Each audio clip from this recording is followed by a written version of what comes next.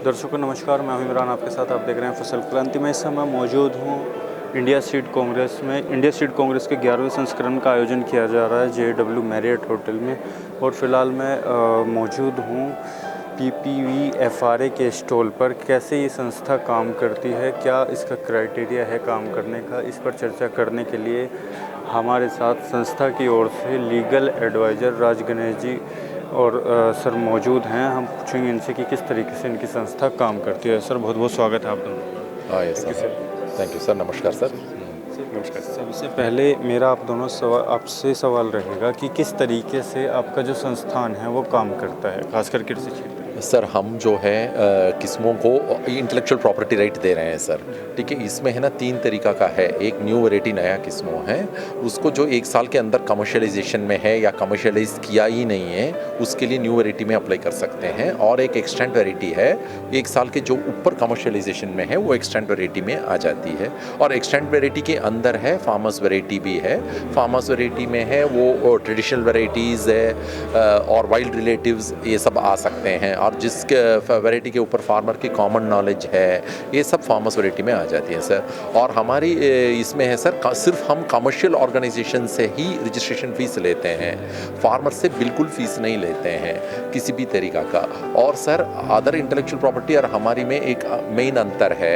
एक है, हम क्या करते हैं, अदर इंटेलेक्चुअल प्रॉपर्टी में सिर्फ डेस्क लेवल एग्जामिनेशन होती है, वैसे पेटेंट ऑफिस में, ट्रेडमार्क ऑफिस में। बट इधर जो न्यू वैरायटी और एक्सटेंट वैरायटी और फार्मर्स वैरायटी के लिए अप्लाई करते हैं, उसके लिए हम फील्ड को डस्ट टेस्टिंग बोलते हैं, डिस्टिंक्टिवनेस, यूनिफॉर्मिटी एंड स्टेबिलिटी।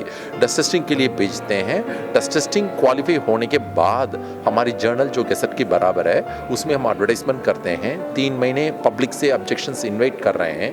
यदि ऑब्जेक्शन नहीं आया तो रजिस्ट्रेशन दे रहे हैं। ऑब्जेक्शन आया तो ऑब्जेक्शन को हमारी रजिस्ट्रार साहब ने, जो कोर्ट की जुडिशियल कोर्ट का पावर है, जुडिशियल पावर है, कोर्ट की पावर है, उसकी इसमें डिसाइड करके फिर अपोजिशन को अलाउ करते हैं। अपोजिशन को रिजेक्ट करने तो सर्टिफिकेट दे देते हैं, अपोजिशन को अलाउ करने तो सर्टिफिकेट को मना कर देते हैं सर। इसमें सर फार्मर से हम बिल्कुल फ़ीस नहीं लेते हैं सर। फार्मर्स को डस्ट टेस्टिंग में भी फ़ीस नहीं लेते हैं। और फार्मर्स उसको है ना, हमने एक बहुत सिंपल प्रोसीजर रखे हैं।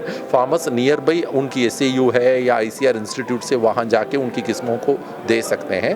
वहाँ एक genetic purity test free of cost conduct होगी, कंडक्ट होकर हमारी अथॉरिटी को फॉरवर्ड होगी। उसके बाद हम जो भी करना है करके रजिस्ट्रेशन सर्टिफिकेट फार्मर को, फार्मिंग कम्युनिटी को दे रहे हैं सर मेरा आपसे सवाल ये है कि क्या क्राइटेरिया है, कैसे कौन लोग रजिस्ट्रेशन करा सकते हैं पौधों की किस्मों का, और तरीका क्या है? सर तरीका ये है, कमर्शियल कंपनी नया किस्मों और एक्सटेंट वैरायटी एग्जिस्टिंग किस्मों के लिए भी रजिस्टर कर सकते हैं। वैसे ही किसान भी अपनी जो ट्रेडिशनल वैरायटीज़, वाइल्ड रिलेटिव्स और जिसके बारे में फार्मर्स के बीच में कॉमन नॉलेज है, फार्मर्स भी अप्लाई कर सकते हैं, फार्मिंग कम्युनिटी भी अप्लाई कर सकते हैं। जो कमर्शियल ऑर्गेनाइजेशन है उसके लिए फ़ीस 50,000 रुपीज़ है, किसान के लिए बिल्कुल फ्री है। और इसके अलावा सर जो कृषि विश्वविद्यालय है, स्टेट एग्रीकल्चर यूनिवर्सिटी है, ICR इंस्टीट्यूट है, जो पब्लिक सेक्टर जो प्लान ब्रीडिंग में इन्वॉल्व है, वो लोग भी अप्लाई कर सकते हैं सर। सबको हम रजिस्ट्रेशन राइट देंगे।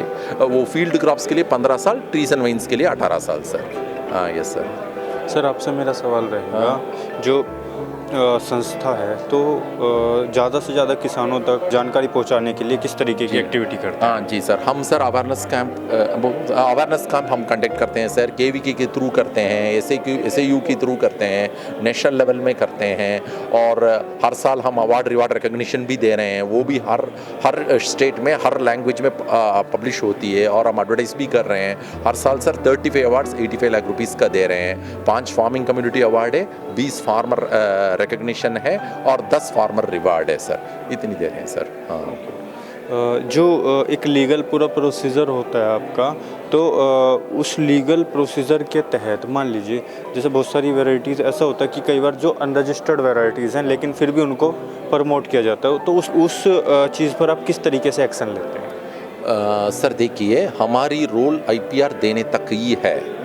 आईपीआर का यदि ये बंदा आईपीआर ले लिया, उसकी वैरायटी में कोई नुकसान हो रही है, वो जो है कोर्ट में जाके इन्फ्रिंजमेंट सूट लगा सकते हैं। वहाँ से सिविल रेमेडी भी है, क्रिमिनल रेमेडी है, वो अपने बराबर से जो उनकी सूटेबल है वो यूज़ कर सकते हैं। रजिस्ट्रेशन तक सर हमारी रजिस्ट्रार साहब का पावर है।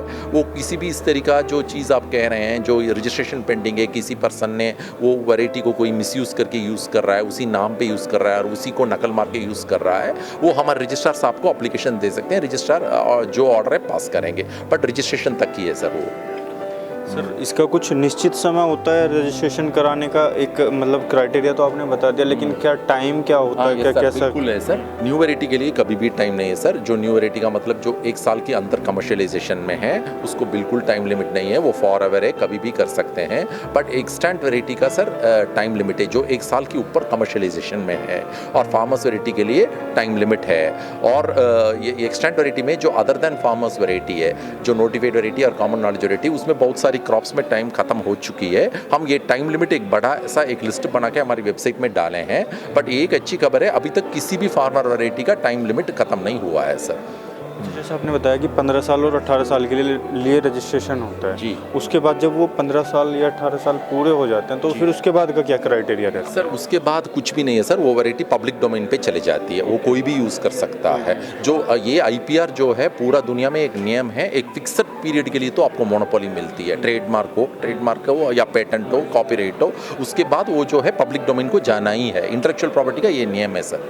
बौद्धिक संपदा जो बोलते हैं, उसका मेन प्रिंसिपल है परमानेंट किसी को नहीं दिया जाता है। वैसे घर लिया तो वो मेरे नाम पे 100 साल भी रहेगी, बट मैं एक पेटेंट लिया या कॉपीराइट लिया, वो परमानेंटली मेरे नाम पे नहीं रहेगी, वो फिक्स्ड ईयर के लिए ही है सर। चलिए सर, बहुत बहुत धन्यवाद हमारे साथ जुड़ने के लिए। तो ये थे हमारे साथ PPVFRA से सर, जिन्होंने बताया कि किस तरीके से PPVFRA काम करता है। इसी तरीके की और भी जानकारी हम आप तक पहुंचाते रहेंगे। देखते रहिए फसल क्रांति। धन्यवाद।